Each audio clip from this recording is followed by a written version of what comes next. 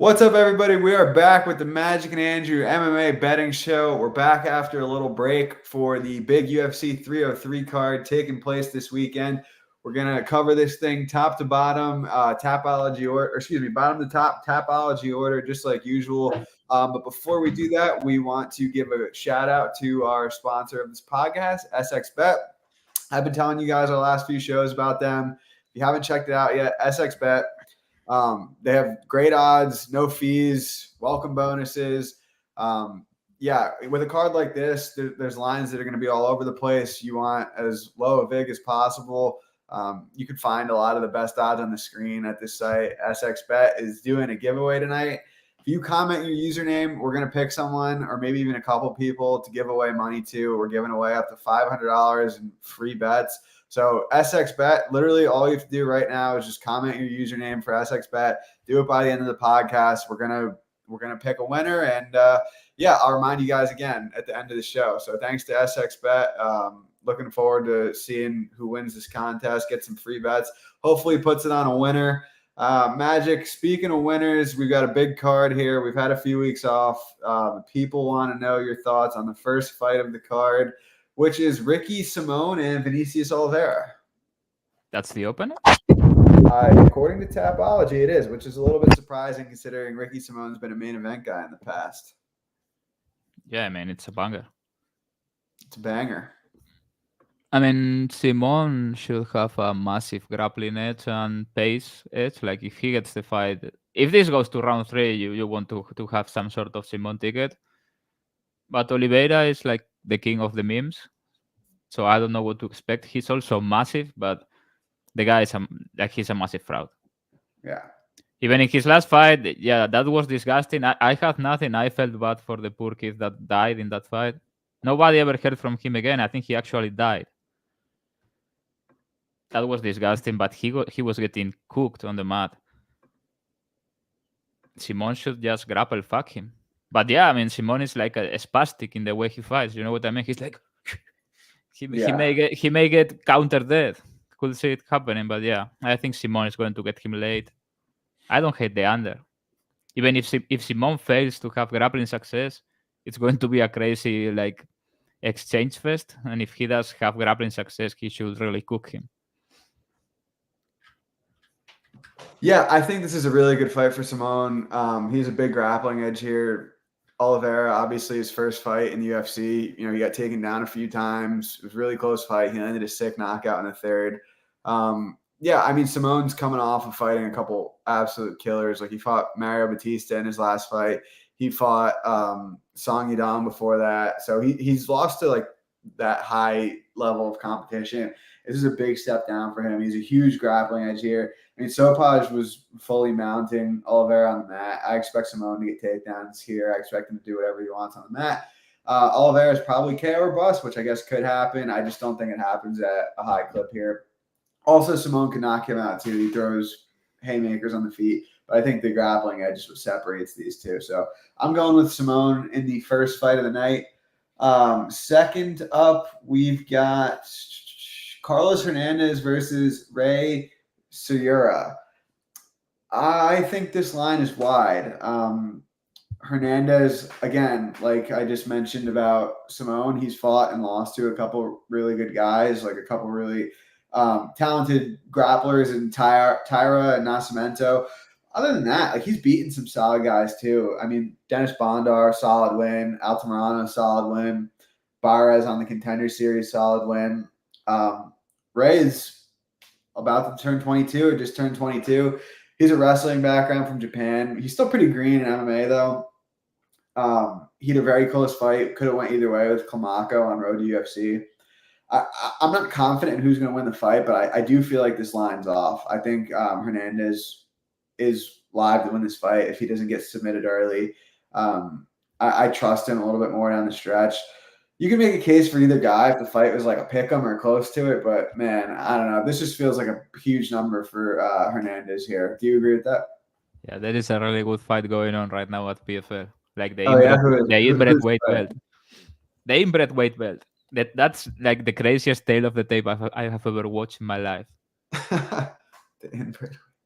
I need Musayev. I think he can defend and win. The other guy like actually looks like some sort of primate. Like how do you say this in English? We say the eslabón perdido de la evolución, like the missing link in evolution. You know I know what I what you mean? mean, but I don't know how you would say it. Yeah. Yeah, this is certainly not an Homo sapiens. Some people, not me being one of them, but some people would use a VPN. Just saying. Yeah, it's actually insane how used Musaev is. Like he has woman tits. Insane. This is gonna be good.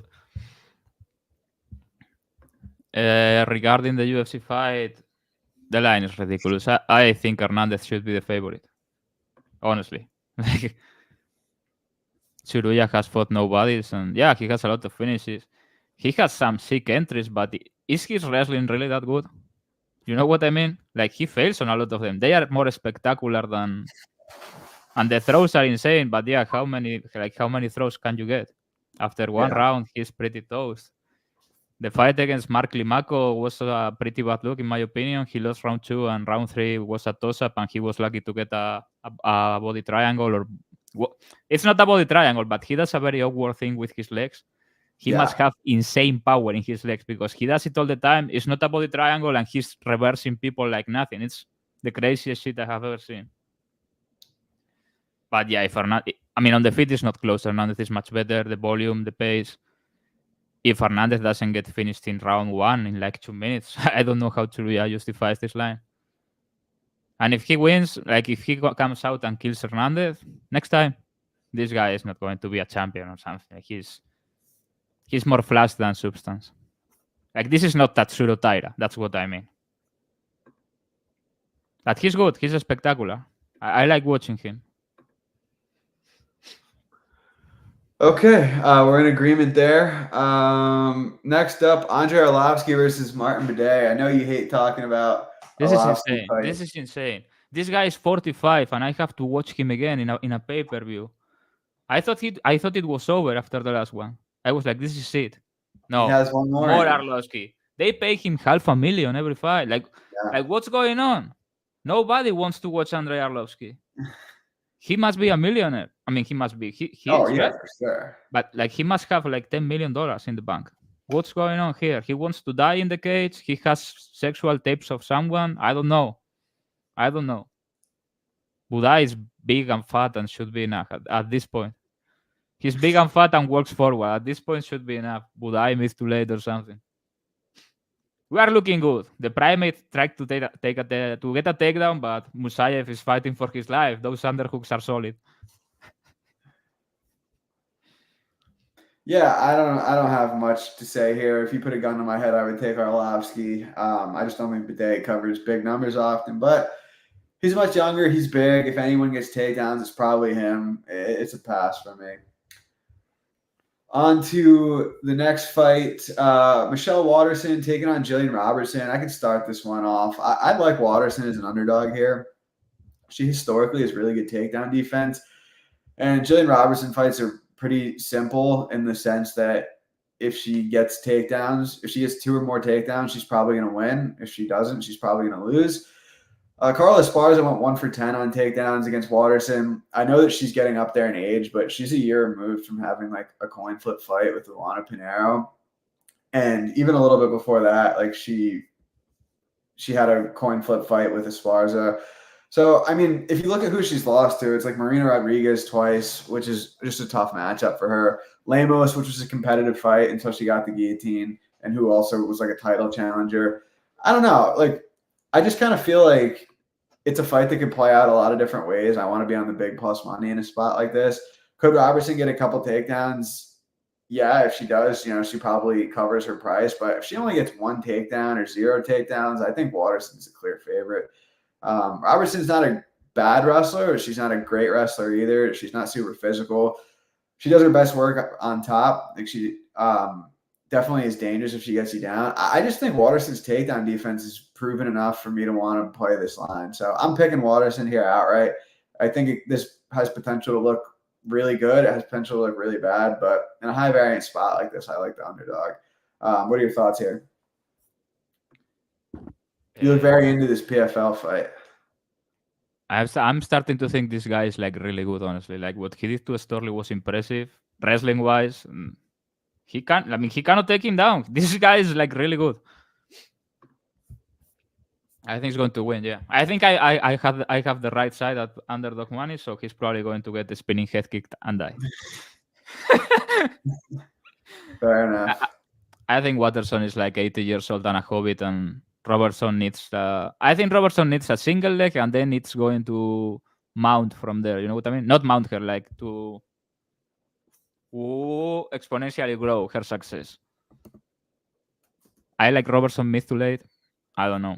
Like I understand what you're saying, and I kind of agree. Like stylistically, Waterson should be able to compete, but one big moment for Robertson is going to escalate things pretty quickly, I think. And Waterson is not really that kind of finisher. You know what I mean? To keep her honest, keep her outside. She's just going to volume kick or do some stupid shit. Her hands have no power at all, and Robertson has virtually no defense, but she should be fine at distance here until she finds an entry. I feel like I'm not going to play Robertson minus 190, but I think she eventually finds her entry and starts to work. On to the real fights. Peyton Talbot is taking on Giannis Gomori. Are you taking the underdog shot here, or do you think that Peyton Talbot is a future champ? Man, if I don't take Gomori here and this guy loses, I'm going to commit seppuku. I swear to God. Like I might have to jump off my balcony. Plus 1,000 is crazy. I mean, do I think he's going to win? No. Like this guy, is it the biggest favorite in UFC history? Like Getting there. I mean, he was getting tossed around in the regionals like a year and a half around, grappling wise. He went to a decision with Reyes Cortez. And yeah, the Simon fight was spectacular, but I don't know. I feel like everyone has made this image in their head that this guy is like the gay Mike Tyson. He hit Simon like 60 times to put him out. You know what I mean? Yeah. Like people think he's this gigantic knockout puncher, and he kneed him in the face huge, then got him like 20 times. He's more of a pace fighter and starts to hurt people and walk them down. He's going to eventually lose like horribly. You know what I mean? Like a good wrestler is going to get a grab of him and just maul him. But yeah, this fight he should win. I'm not going to play Talbot or Talbot by knockout. I mean, you know what's the move here. Gomori is going to try to grapple, and Gomori loves putting his neck in places he shouldn't put his neck in. So yeah, if Talbot loses, I swear to God, I may not be able to get over it, missing this fate. I'm rooting for Talbot. A spectacular finish. I mean, I'm not rooting for Talbot. I hope it happens for betting purposes, but I honestly hope he breaks a leg. but yeah, I think I hope he wins spectacularly, and that sets up like a gigantic fade against, I don't know, Ricky Simone or something like that. Someone with a double leg. I mean, I'm not asking for a. Yeah. I don't know. No, I agree with you pretty much with everything you said. I think Talbot, pretty good striker. This is probably not the spot that he loses, but I don't trust him, especially as a favorite this big. Yeah, I don't have much to say. Like, this should be a good fight for him. After that, we'll kind of go from there. Next up, we've got Charles Jourdain taking on Gene Silva. Closely lined fight. Do you agree with the line here, or do you think there should be a clear favorite? I don't know, because Jourdain is like a complete idiot. You don't know what you're going to get. You don't know if he's going to come forward and fight, or to point fight, or I don't know. He's just an awkward guy. And then when he should absolutely not, he guillotines someone and wins in 30 seconds. He's one of the most awkward fighters in the UFC. Yeah. It should be a good fight. The under is tempting me, but I just know if I take the under, this is going to be like 2 knockdowns, 3 times getting hurt both, and goes the distance or something like that. Probably staying away. I think ends by submission. I didn't look at the line, but ends by submission must be like plus 500, and I think that is a good look. But yeah, passing. Jan Silva missed weight, and he looked pretty rough on the scale too. Yeah, I've got nothing here too. I kind of favor Jourdain because I just think he's more proven, especially over 3 rounds. Silva, his first fight in the UFC came against Weston. What? It's over. He killed him. What is the referee doing? Who killed who? My guy, Musayev, the Titi guy. Nice. Bro, that was an insane knockdown. I thought he was dead. Damn. I don't know how the referee let that continue. That was insane. That's crazy. That was a crazy knockout. Holy fuck. Yeah, this guy is like serious. He's good. He's good. Like good. Which was this fight? Excuse me. I was just saying that I'm passing the Jourdain Silva fight. Okay. I lean Jourdain because he's more proven, but like you said, he does. I think Jourdain could separate late, a little bit. You know what I mean? Yeah. There you go, Musayev for the win. Cub Swanson, Andre Fili. I have nothing here. I get why Fili is the favorite based on age. Based on Swanson being 75. Yeah, pretty much. But does Fili really ever cover big numbers like this? No, but he does cool movements and high amplitude kicks. So long story short, I've got nothing on this one. Just it's a pass for me. I think Fili could clean here if he shoots takedowns, but it's Team Alpha Male where everybody that should strike wrestles, everybody that should wrestle strikes, and Danny Castillo shouts things in the corner. Nobody knows what's going on. Actually, you just go out and fight.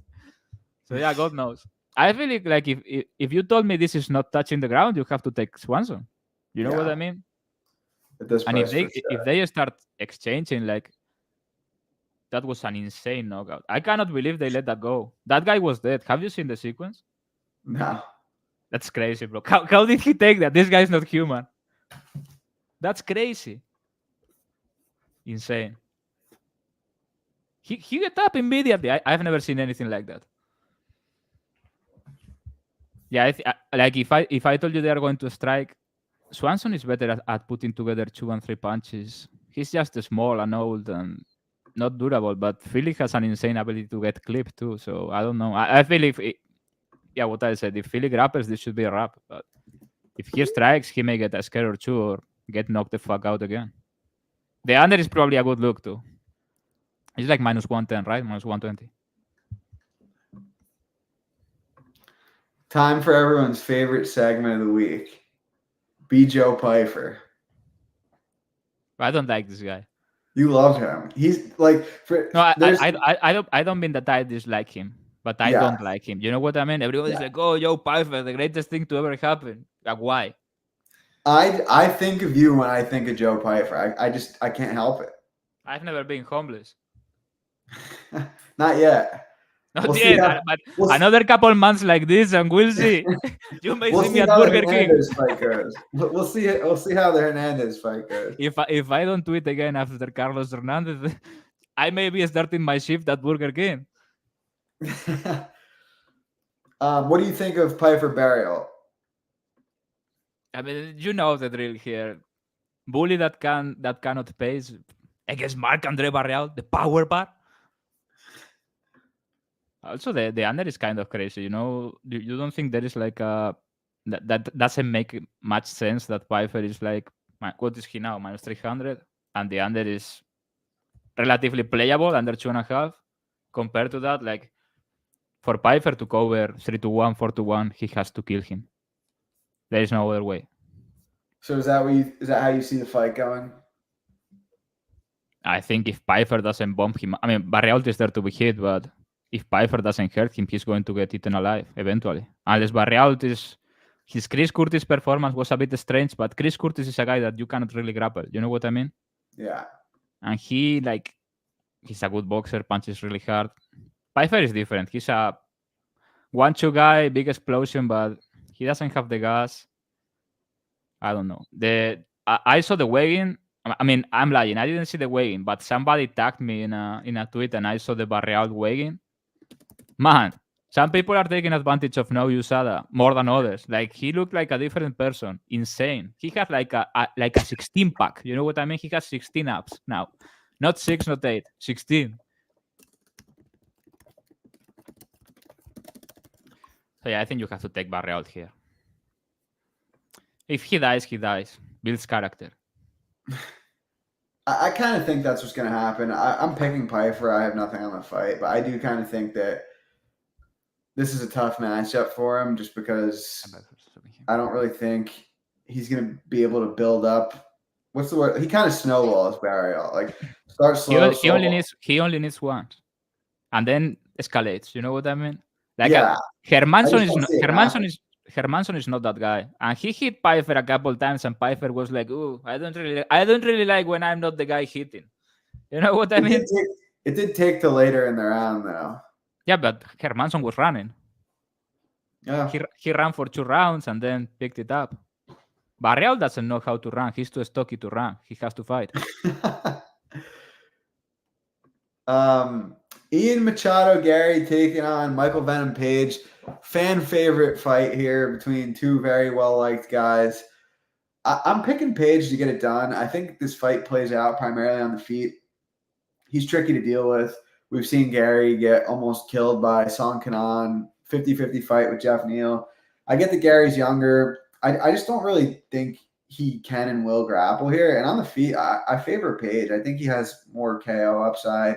Like I said, he's tricky to deal with. He's fought better people. I'm picking him to win. What about you? Yeah, I agree with you. I think this is going to be either the worst fight of all time and be a split and nothing happens, or Garry gets face planted. Or Garry gets face planted. Yeah, like you cannot strike with Page if you are not really committing. You know what I mean? Like you are in or out. You cannot naked kick. How do you say this in English? When you are naked kicking the leg. I don't know how to say this in English. Like throwing a naked no setup.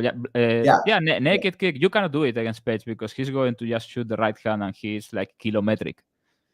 His right hand is like he hits you from the other side of the octagon. I was kind of surprised with his Kevin Holland fight. Kevin Holland is very stupid, but he has an all-time chin, and he took shots in that fight that would have put out pretty much anybody else. I think. I don't like Page. I have never liked him as a fighter, but he's talented, and I think this is kind of a horrible matchup for Garry. Like, can Garry force grappling if he needs it? I don't think so. Never forget the horrible robbery that took place in England a few years ago when Page fought Douglas Lima. That was so bad. That was insane. I was so mad. I was so mad after that fight. They did my guy Douglas so dirty in that fight. I was so mad after that fight that I was like, they should never allow fights in England ever again. That was crazy. Andrew was like, yeah, we should invade England. Yeah. Again. What else do we have? Mayra Bueno Silva versus Macy Chasson. This is on the main card. Yeah. Like Ricky Simone versus Vinicius Oliveira opens the prelims. But this guy between Macy Chasson and Megan Rapinoe is in the main card. What are your thoughts here? You can go first. She looks like Tyler Hero now. She changed her haircut, so now she's Tyler Hero. Oh my god. Under at plus money makes no sense. Like, Chasson is really bad at MMA, but at the same time beats 80% of the division, which is like a good image of what I think of the division. She's just big and pushes pace and can throw punches and can grapple a bit. Silva should be all wrong for her as long as she has gas, and then she will slow down dramatically and probably get eaten alive from top or something. I like the under, but yeah, I think Chasson is going to get lit up as long as Silva has gas, and I feel like there is a big discrepancy in pure jiu-jitsu here, as long as Silva is fresh. She's one of the best submission finishers in the division. I think she's going to get something early. Yeah, it's an interesting fight for me. I'm picking Macy because I feel like she has a better process and she's very big. And Bueno Silva is just not very good at winning minutes, but she is dangerous, and she's especially dangerous on the mat. Like, I feel like Macy could get top time upside, but she might get put in a couple of sketchy positions, like when she shoots a takedown, or if Bueno Silva gets her down, she could finish her from top. It's just a fight a high variance fight. I think it could play out a lot of different ways. I'm picking Macy though because I like her process better, and she's this is a trap, Andrew. I don't have anything on it. I think a pick'em's about right, but It's an alpha male fight. You know, I'm serious. This is like the common knowledge. training camp or like the No, this is common knowledge. In every lesbian couple, I'm not saying in a bad manner or disrespectful way. In every lesbian couple, there's one woman that is actually the man. You know what I mean? They So are is both this fight to they are decide both who's clearly who? the man. Like, Okay. yeah, like Mayra Bueno is dating Gloria de Paula. I mean, who is the man in that relationship? Gloria de I Paula is don't. hot. Doesn't look like a man. I have no idea. Andrew doesn't know what I'm talking about, but the chat comprehends. That's honestly never crossed my mind. I can say with complete sincerity that I just literally never one time ever crossed my mind. I love making you uncomfortable. No, Like, I'm not even uncomfortable. I've literally never thought about it of who those the are man and the lesbian couple would be. the laws of human nature. Like, don't you like observe when you are in the street? What? It's been like that forever. I don't know what you're talking about. Andrew's not an expert in lesbian couple dynamics. No, I think that's a fair thing to say. Speaking of lesbian couple dynamics, we've got Roman Dolidze taking on Anthony Smith. Interesting fight. Roman Dolidze coming up on short notice after getting beat up by Imavov. This fight got changed a bunch. First it was Hill and Ulberg, then it was Smith and Ulberg, now it's Smith and Dolidze. We know Smith's past it. I still kind of favor him here. It's hard to be confident in this fight for me. But I do think Smith has fought better people. He's a better process. Dolidze, I don't think his like bullshit magic jiu-jitsu stuff's going to work at a high clip here. That being said, he could knock Smith out. And I do think Dolidze has improved a little bit, as contrary to my past thoughts. But yeah, this fight's a mess. I'm picking Smith, but it's hard for me to be confident here. What about you? I used to hate Smith. I still hate him, but I'm not going to talk bad about a guy that guillotined Petrino at like +1. That was sick. +1200. I don't know. That made me a lot of money. That was sick. I loved every second of that. Yeah, that was a meme, a complete meme. He guillotined Vitor Petrino, who could come out and grapple Pereira, I think, rather easily. But yeah, I loved it. Lawrence Larkin is about to fight a brickhead. This is going to be good. I kind of feel the over is free. He's never been knocked out, like classic Mexican brickhead. Now watch him kill him. Yeah, this is an awkward fight. Dolidze is going up. Smith is old and not durable anymore, it seems. I mean, he still takes a beating, but not like before. You know what I mean? Yeah. Before he will come back after the beating. Now he just takes the beating. Yeah, that's just it. And the grappling dynamics are very awkward here. I feel, is Dolidze really a good grappler, or he just has like a good series, a good leg lock series? I'm not entirely sure if he's a good grappler at all or not. I don't know, honestly. I feel I favor Dolidze. I think and I like the under, but I have no idea how this is going to look. Dolidze by submission is a crazy number. And yeah, he has more knockouts than submissions, but like the Hermansson knockout was, I don't know what that was. That wasn't a knockout. Then he knocked out Phil Coase. That doesn't count as a knockout. I mean, he's a submission finisher. He just swings. I don't know. I think this is a very, very big number against a guy that is just not going to get folded by one punch. You know what I mean? And that may want to grapple himself. But yeah, very awkward fight. I think the under is probably the best look in the fight. Okay, cool. Brian Ortega versus Diego Lopes. They announced that this fight's going to take place at 155 instead of 145. Ortega was working on bulking up to 55. He couldn't make the weight on short notice. How do you think that impacts the fight, and who do you have winning? I don't think it impacts the fight at all, honestly. Like, Diego Lopes is bigger than Ortega. He's massive. Like, is he the biggest featherweight ever in the UFC? He's way taller than Conor McGregor. Is he? Yeah, Conor is like, I don't know about inches, but Conor is like 173 and he must be like 178, something like that. He's for sure taller than Conor, and he's not slim, you know. He's huge on the shoulders. Yeah, he's well built. He's big. I kind of feel this is going to be a brawl, and in a brawl you have to favor Lopez. He seems to have not sure if the better chin, but he has a chin and he punches way harder, and he's faster and he's better fundamentally, and he has a low kick. And Ortega struggles at getting takedowns outside of the fence, and he just gets them from the clinch or changing levels from the clinch against the fence. Lopez has great jiu-jitsu, and he's very good at just framing people when he wants to like brawl or dirty box. He's just very good at framing people out of his space. You know what I mean? He's very good at framing them out of the clinch. He did like against Sabatini. It was spectacular how he did it. It was a short fight, but everybody was like, "Oh, Pat Sabatini is Alexander Karelin. He's going to just Sabatini," and he just like fucking framed him off and killed him. Yeah, I think Lopez is going to get him early, honestly.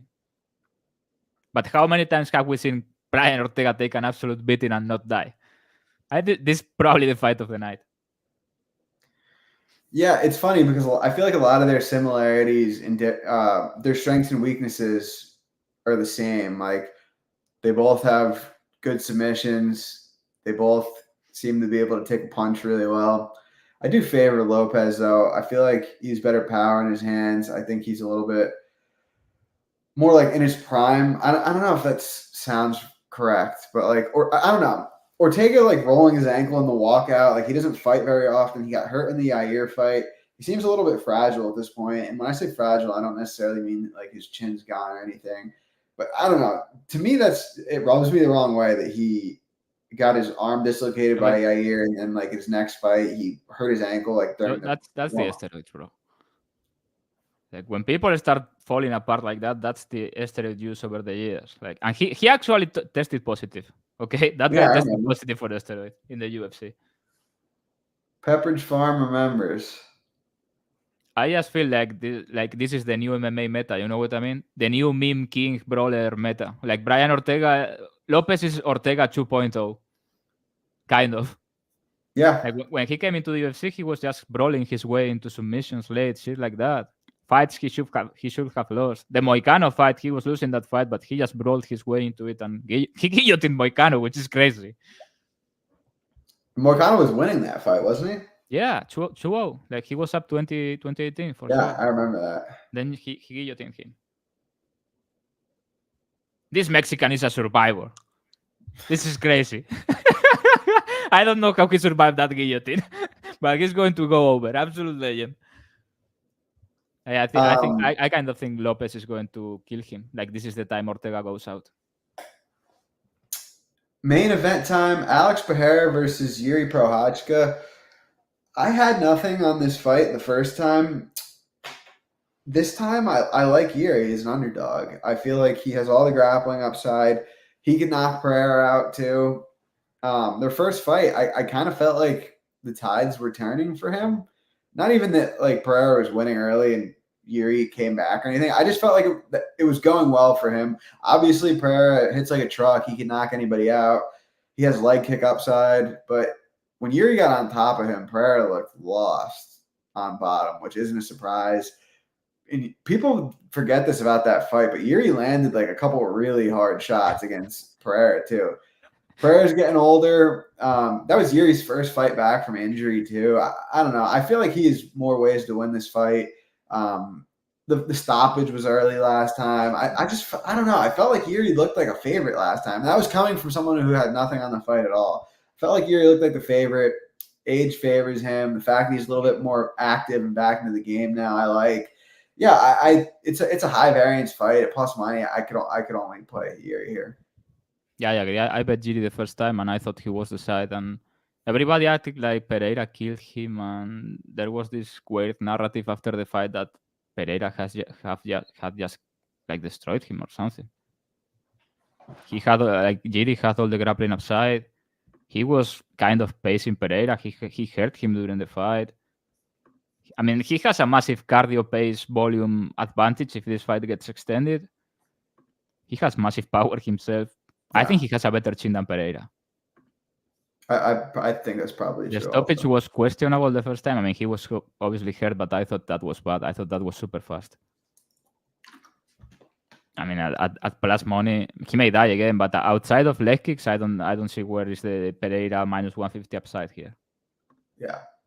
Outside of his leg randomly giving up after 2 kicks, he just eats them. It seems like Rakic is a brutal kicker, and he was just full power blasting his legs, and Jiri was like, yeah, all right, whatever.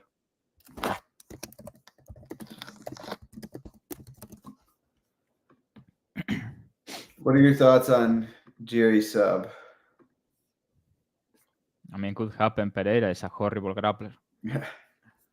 As much as people want to pretend he isn't, and he's a black belt now. He got a black belt after knocking out Jamal Hill. They gave him a black belt in the octagon. I mean, he got his brown belt after knocking out the Greek guy, right? Michailidis, I think. That's a good progression. If Michailidis knockout is a brown belt, Jamal Hill knockout is a black belt. Yeah, I agree. Brown, black. This Mexican died. I thought he was going to get the over for my 7-leg parlay. You cannot trust these people. This is a good question. Hopefully Pereira agrees to fight fair this time. Yeah. These people are the genetics. So is somebody going to post their user or what? Yeah, guys, comment you're using it. You're making SX bet account. Comment you're using it. They already give free money when you sign up, and we're gonna give even more free money if you. $500, probably more than the net worth of half the people here. Yeah, seriously, if you're not using SX bet, it's a big mistake. Every cent counts in this game, guys. Every cent counts. If you get minus 105 instead of minus 110, you got to take it. No reason to pay extra juice ever. That guy is right. Adesanya was kind of mauling Pereira, and he's much smaller than him. The gender bender. I think that was Pereira just kind of protecting his ass. You know, he was giving up the back all the time. Against the gender bender on the mat, you have to be careful. That's funny. That is funny stuff.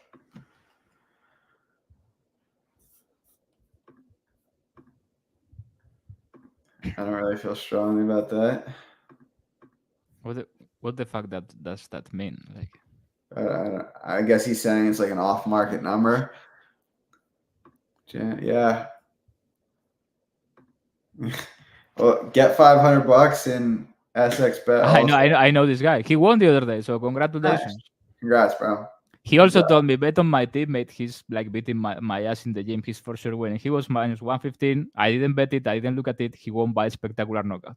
Nice. So shame on me. That's dope. Bad things that they couldn't even televise on the internet. I told this like a year ago, and people were laughing at me in the chat. Do you remember? Like, no, I mean that'd be easy. At middleweight, Malkoun will just maul Alex Pereira. Like, he has one entry to kill him, one knee or something. If not, the fight is over. Single leg, boom. That's it. That's for sure. If Topuria is fighting, probably. But I don't think he's fighting.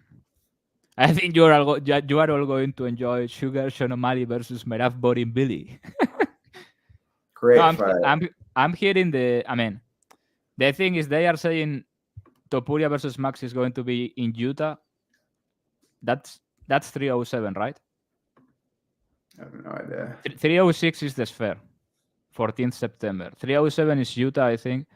And they were saying that Topuria 307 in Utah against Holloway, and 306 the Sphere was going to be O'Malley and Borinvili and Grasso versus Valentina if she shows up, which is absolute ass for the biggest combat sport event ever or whatever. But I'm hearing the Sphere event is going to have like massive changes, so nobody really knows what's going on. Hunter Campbell is cooking. He's like, hey, what are you up to?